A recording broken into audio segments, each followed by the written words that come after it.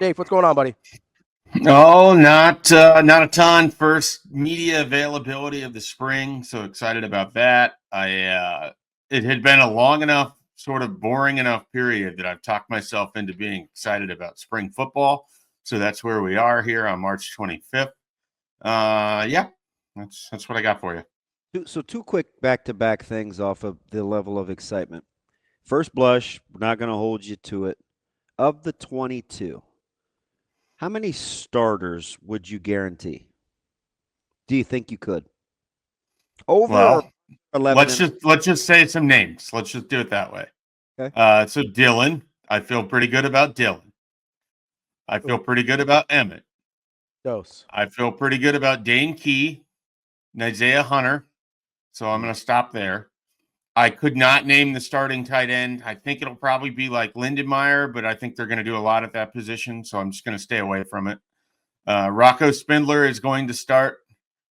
Justin Evans is going to start. I think Elijah Pritchett starts. I don't know. We'll see how that one goes. So not but you think. Because if we could, he didn't say it. No, you can say Elijah Pritchett. He's going to start. I'm just not enthusiastic about the results that you're going to get there. There's 6. Riley Van Poppel, Keona Davis. I'll stop there. Watson Trent, Shavers, and I don't know. The secondary is just nothing you feel comfortable guaranteeing. Well, because Deshaun Singleton didn't come back to not start, but is Deshaun Singleton going to play safety? Is Deshaun Singleton just going to be a jack of all trades? I don't. And Sierra Wright. Let's say that. Okay, that's where I'm good with what I said there. There might be one or two that's off of that, but I don't feel good enough about anyone I passed over to mention them. This is funny. You had 12, I had 11, and you have 2 that I didn't have. I had 10, and you had a couple I didn't have. Yeah. Okay, so who did I throw in there? The Keona Davis? I did not say Keona Davis. We didn't say you made a noise there. There was a noise. I did not say Hunter. He said Isaiah Hunter at wide receiver. Yep, didn't say that. Okay. And wide receiver is going to be. But in place of Hunter, I said Barney. Yeah, so did I. Yeah, I kind of went back and forth on that. They're going to play Barney. We have the same number of receivers, but just different. You didn't say Rocco. You said Latovsky. Yep. Neither one of us said Pritchett. Nope.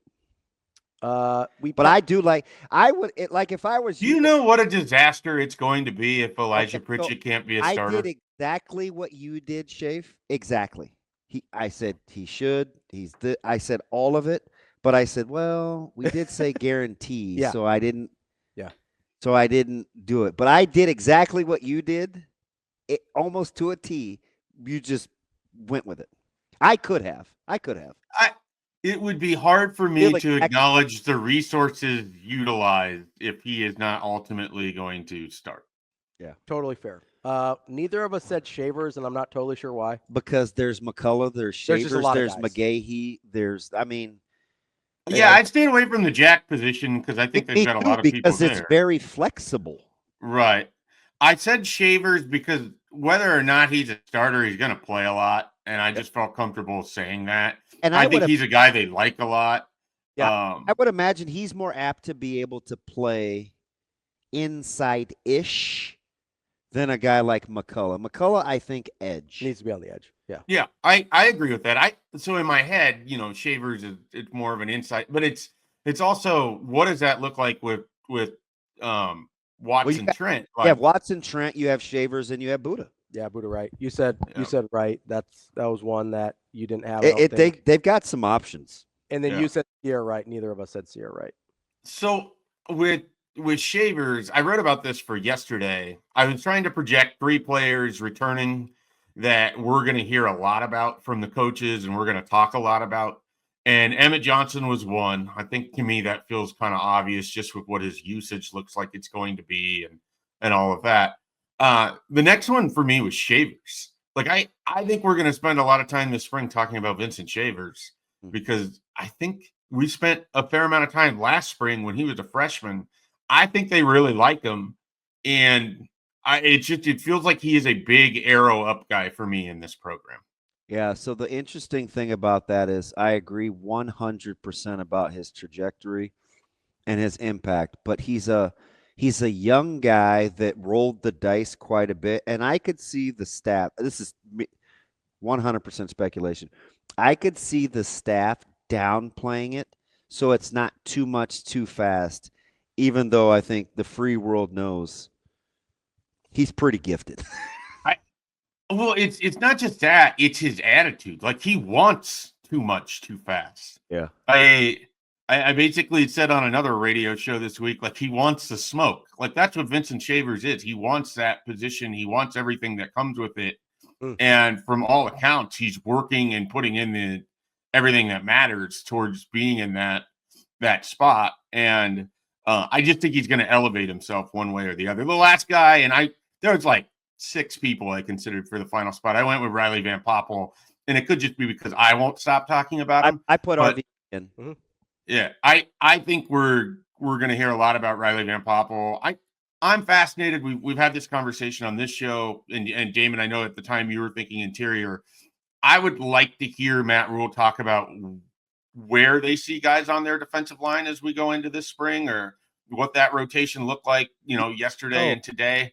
So we'll see if we get into specifics on that. Van Poppel. Oh yeah. So did you see him standing next to? And he drove up to watch him because they were in the Tyson Terry picture. Yes.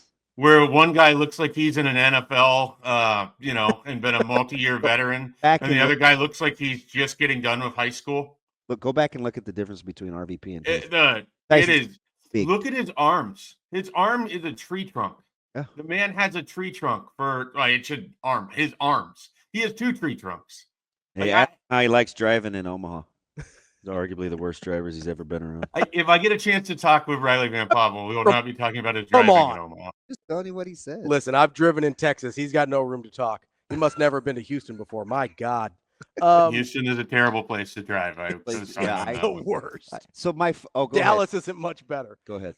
So Schaefer, I wanted to ask you while we're on the defensive line here, in your best case scenario in terms of the guys that you think are the most talented, who would you want to end up being those guys in terms of what's your myopic best case scenario of Shavers, supremely talented guy. You want him to be able to step up, maybe Williams and Winari, that's a super talented guy. You want him, but I don't know if any of us feel super confident that Williams is going to end up being a starter. So let's call it 5 guys. Let's call it your kind of 3 down and a couple on the edge.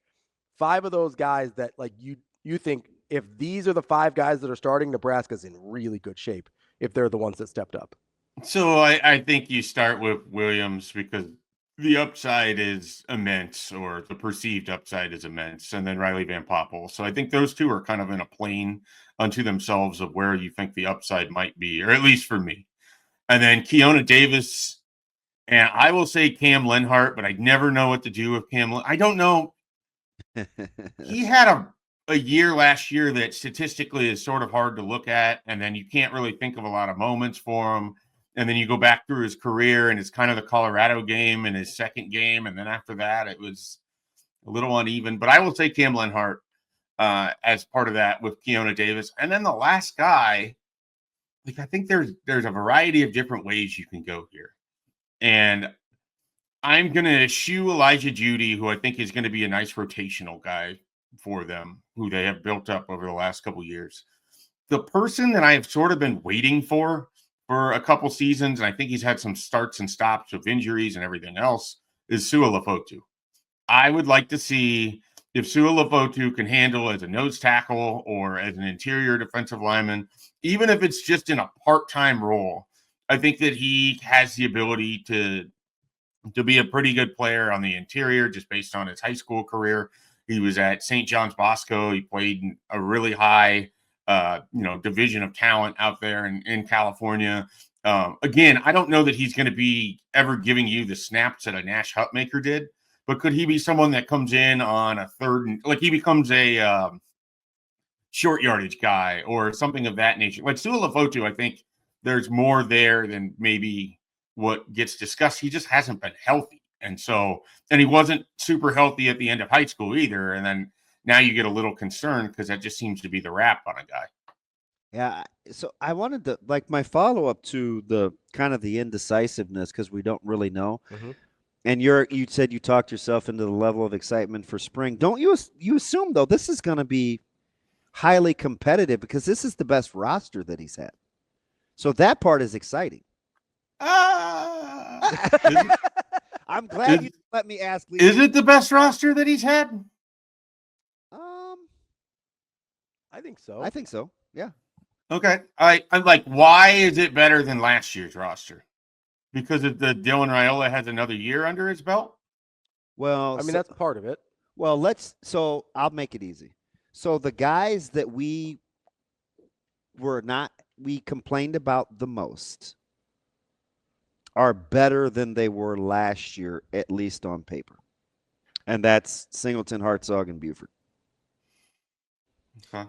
So I look at it as last year they had an unequivocal strength on their defensive line. And they had a guy who emerged in John Butler that maybe you wouldn't have known what he was going to be. It's deeper than last year without question. Yeah, I can understand that. I just don't know defensively what is the strength of this defense going to be? Because the defensive backs are a question mark. I'm going to guess flexibility. And I don't know if or versatile. And that's a tough thing to have as your strength, I think right? You're going to be able to be versatile. Yeah. So, and then where do you think the pass rush is going to come from? How are they going to create that? They'll generate it. I think Butler's a pressure guy. So they're going to have to blitz, and then they're going to have to be able to get home. Well, which is not a thing we've seen at Nebraska a lot. Here's where I would push back a little, Schaefer, because I do think you can bring 5. I think you've got the ability. Like, if that's why I asked the question about the defensive line, right? Because I think if the right guys emerge, I do think there is a natural level of pass rush ability that is higher than it has been in years past. Like, if Shavers and McGahee and Nwaneri and Keona Davis are guys that end up playing a lot, those are guys that I think can get you pass rush without having to send a ton of time. I press pause, though. Okay. Because it sounds fantastic. James Williams was a gifted pass rusher. Jamari Butler 2 years ago led him in Tiffles. Mm-hmm. They just don't have those guys. So I like both. I think the guys that I just named off are more talented than those two. At first, I was riding with, I was kind of like Mike J. I'm like, we do discount the production. But when you said natural pass rushers, like ability, just their ability. I'm thinking, why can't McCullough be like? I didn't even mention McCullough. Why can't McCullough? Do you think there's a single guy right now that you would think could have the sort of game that Jamari? And I'm not even talking about Ty Robinson, because there's nobody that's playing like Ty Robinson. No, but they're going to play defense differently because there's no Ty Robinson. I agree. Right? I agree. Do you think there's anyone that has a game like Jamari Butler had against Ohio State? I don't know that they have that guy on their defensive roster. I can be excited about upside. Jamari Butler against the national champions made him look stupid. He was phenomenal in that game. Now, was that the best game of his season and really the only one that you can point to in that regard? Yes. If I'm sitting by myself at home, I'm 100% Mike Schaefer. But sitting next to you and hearing the names, and then I think, ooh, versatility, or you can show 4 and bring 5, or show 5 and bring 4, and how they'll be more like they can move around more. I could arrive at what you feel like. But by myself, just flipping channels, I'm probably closer to Schaefer. I think you've got more of an opportunity to get pressure with 4 or 5 guys out of the group that I named than you did last year. That's not to and listen, of the group that I named, there's almost no production, right? Part of it is because Rhule scared me, though, when he went into how we weren't appreciative enough of the guys that they lost. I believe I was sending you texts during that press conference about those quotes. So yeah, I think we're in a similar vein on that. He's like, I don't know if you guys realize, and that was an alert thing for me. So I totally get where Ravi's coming from. I like the upside of a lot of the players on defense. A lot of it for me is like, what is the best case scenario for Willis McGahee the fourth here in his second year? Like, do we think he can be like a 5.5 sacks and giving you 60% of the reps? And part of it is, where does he fit in against a Deshaun McCullough? Are they both going to be on the field at the same time? Some of it is I haven't been able to see, and we haven't had enough conversation with those who have been around to get a full feel. Like, I think I can talk myself into a lot of people on this defense, but there was a lot of production that I got to see over years that went out the door this offseason. So that's the hard part. Can McGahee get you 5 sacks and 6 tackles for loss? I think yes. I absolutely think yes. That's what James Williams was. 5 tackles right. for sacks, 6 tackles for loss. And James Williams was a very specific kind of niche role player. Situational. I mean, my hope for McGahee is that he's on the field more than a James Williams. Can Jamari or can Deshaun McCullough get you 2 sacks, 7 tackles for loss, 22 total tackles? Yes. 2 sacks, 7 tackles for loss. Yeah, you'd hope so. Yeah. That's Jamari Butler last year. I know. I knew where you were going. Okay. What if you do Jamari Butler? What about MJ Sherman? Like, there's production there. So that was the one that was the one that Coach Rhule got me on to listen when he threw in MJ Sherman, because he had a great year last year. It was right at he was fantastic, Schaefer. Mm-hmm. And it was right after Phil Simpson said the week before that you have to earn the right to rush the passer by stopping the run. And that's where MJ Sherman was so good. Okay, so let me ask, especially on the edge. And it just got me to go back, and I was like, fudge. Like, let me ask you this then. MJ Sherman was better than we gave him credit for. MJ Sherman was really good last year. Can Vincent Shavers, different type? Okay, go. But I'm just giving guys. Just go. Right? Yeah. Can he give you 3.5 sacks, 5 tackles for loss, 29 total tackles? Yes. Is that on the table? Yeah. Okay, so that's the production we're talking about. But what I'm saying is holding at the point of attack. I'm saying setting edges. I'm saying I get that. There's going to be some things that the younger guys, that this group that I'm talking about, isn't as good at. But what I'm saying is the leaving isn't crazy in terms of raw volume. Yes. Okay. I also think when we diminish Jamari Butler just to base numbers, like, he was better in 2023 than he was in 24. It was 5.5 sacks, 9 tackles for loss, 34 tackles. MJ Sherman was. That's a good pull, Schaefer. He was really good. Are those numbers? Is 5.5, 9, and 34? Are those on the table for Deshaun McCullough? I mean, you'd hope so, right? So like, I get that there's other things. It's not that linear. No, I know, but we were specifically talking about pass rush and kind of being disruptive. I got you. Because my favorite thing in all of this, and I hate to go all wet blanket, my favorite thing about this spring is the same thing it was about this offseason. Because of my affinity for Coach Rhule in his leadership, like coaching coaches, mm-hmm. This is on paper, this is a pretty talented staff. I want to see him work that this spring. Just the interactions, the teaching. Because what do they all talk about?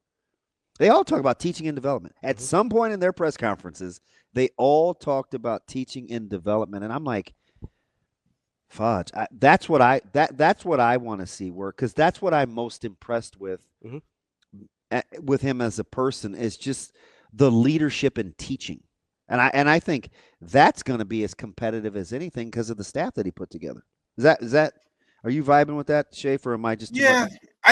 I think in general, like, as skeptical as I am of who's going to emerge on the defense, the one thing I feel the most confident about a Matt Rhule team is that the defense is going to be no worse than solid. I mean, he's always had, and particularly along the defensive line, even when he's had to reload, he finds guys that step in and at a high level and can replace. And so between having a new defensive coordinator, but also bringing back Phil Snow, and now Phil Simpson's involved, another year for Rob Dvorak. You have another defensive coordinator on staff as a defensive backs coach, and Addison Williams. You have a guy who is involved in the Kansas City Chiefs. Like, that defensive staff, I think there's a lot of reason to be excited about that group and what they can pull out of these players. I'm trying not to let myself, because I did this with the wide receivers last year, so I might be overcorrecting, but I'm trying not to let myself go too far into the what ifs in terms of production, because it's not a video game. Like, these guys, just because you produce as a freshman doesn't mean it's going to turn around and be there as a sophomore. Willis McGahee and Ja'Cory Barney and Shavers are going to have some growing pains that they didn't experience because they weren't asked to do the same things. You're spot on. There's one that's 100% accurate, and I hope people don't hear that you're being kind of Denny Downer, because no, I get it.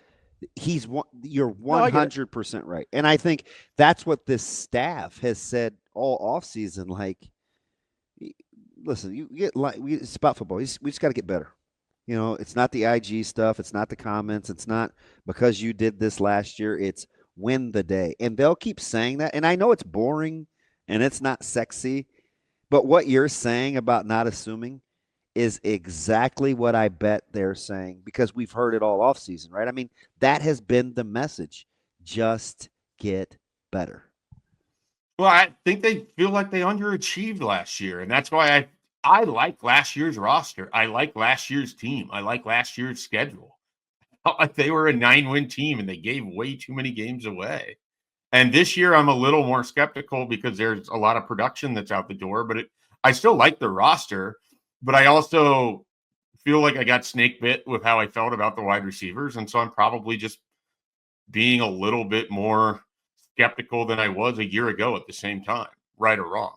You like the wide receiver room better this year than you did last year? Even at your before you felt like you got snake bit by him?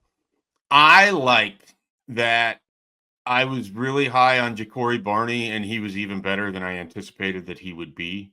And I like that he doesn't have to be your best wide receiver. Look, there's a scenario where you miss out on a Dane Key, and maybe you do get an Isaiah Hunter. But I like that there's a Dane Key and there's a Hardly Gilmore in the fourth, and there's an Isaiah Hunter to go along with a Ja'Cory Barney, because then it's not just, it doesn't become, oh, Ja'Cory Barney has to do all of these different things. He has to be Wan'Dale Robinson Jr. He has to, it's like I feel better about the picture there because of what they brought in. I think Dane Key is a better wide receiver than Jamal Banks. I think he's a pretty talented guy, to be honest. Now, it's how do they utilize him, and can you open things up downfield? I mean, kind of the undercurrent of all of the wide receiver discussion is, can Nebraska be aggressive and attacking downfield, and can Dylan Raiola find the accuracy that had a lot of people excited about him in the first place? I mean, that was one of his biggest strengths as a high school recruit, was his downfield accuracy. And that wasn't as much there in the middle and the end of the season as maybe it was at the beginning when you're playing UTEP and Northern Iowa. So the wide receivers are always in conjunction with the route concepts and everything else. But I feel as good about the group as I did at this point last year. But post spring game, I took off with the wide receivers. I thought that they were going set up. And I mean, even Matt Rhule sort of played into it too, where he discussed, I want to say it was Big Ten Media Days, where, I mean, he laid it out there that they thought they'd be able to throw on people with the wide receivers that they had. And then it didn't work out that way. So are you going to wait, Schaefer, until we actually see it play out before you speculate on the differences in the coaching staff from 25 to 24? Yeah, probably. I mean, a lot of it for me is I want to give John Butler some time before it's just, if they go play Cincinnati and let's say it's a struggle, whether they win or lose, let's just say that it's a struggle defensively. I don't want to immediately fall into replacing Tony Butler is going to, or Tony Butler, my goodness, Tony White is going to be, such a challenge, and I don't know if they can overcome it. And John Butler wasn't the guy. Like, I don't want to be like right there after the first game. I want to give him a handful of games. I want to see how he adjusts to the personnel. The guys that start or play a lot in the first game aren't necessarily the ones that are going to be carrying you in the middle of the season all the time. So I want to take as wide and as long-term of a view during this season as I can. I want to avoid falling into immediate reaction. Whether I'm able to do that or not when we get into the season remains to be seen. But yeah, with this coaching staff as a whole, I'd much rather be answering at the end of the year how I felt like guys did than in the middle of the season, because I think that just gets so reactionary to the moment And sometimes you miss stuff. Like you think maybe a coach is doing a lot worse than he is, and then you look up at the end of the year and his group is producing and they made huge strides in the middle of it. So I'm trying to take as long-term of a view as possible. So you wouldn't say to yourself, well, because Coach Shorts is familiar with Coach Holgerson and the offensive evolution, that wide receiver coaching is going to be better, right? We're not doing that yet until we actually see how these guys. I mean, I think you can have that as a feeling, but I don't think we inherently know enough about this coaching staff at this point.